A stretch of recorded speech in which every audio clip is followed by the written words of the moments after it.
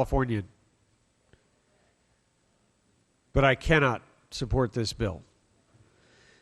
You know, I received a message the other day on Facebook from someone who told me that her husband has had his hours cut back because we brought the Affordable Care Act here.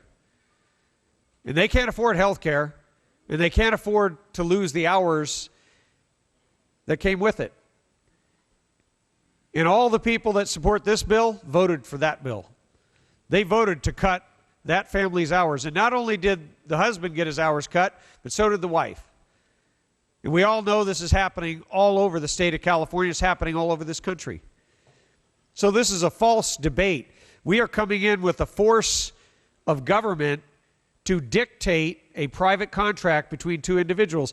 You know what? If we're going to change the minimum wage, why stop at $10 an hour? They were protesting in Detroit at McDonald's because they wanted to make $15 an hour. If we're going to steal the capital of those who earned it, let's really steal it. Why don't we make it $25 or $30 or $50 or maybe $300 an hour?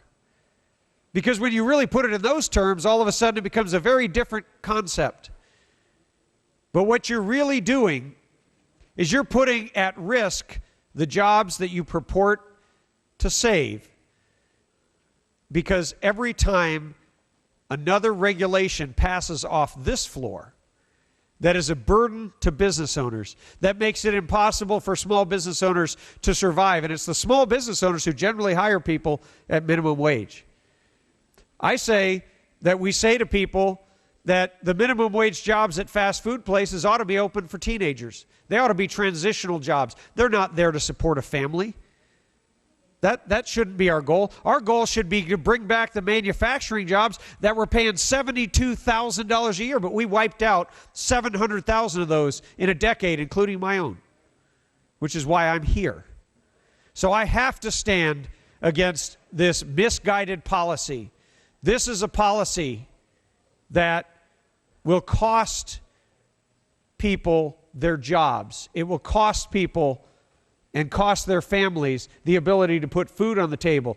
It will be a debate of whether they can pay for their dental care or whether they're going to buy groceries. And that I put at the doorstep of the California State Legislature for all of the anti-business bills that have passed, all of the regulations that have come down, that have crushed out the life of the greatest economy in the world. So if we want to do something for people that are working, we need to get the government out of the way and unleash prosperity and get California moving again so we become the greatest engine of growth. And then let's not limit them to $10 an hour.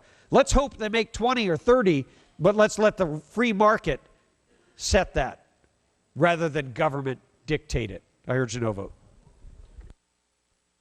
Thank you, Mr. Donnelly. Mr. Dickinson. Thank you, Mr. Speaker.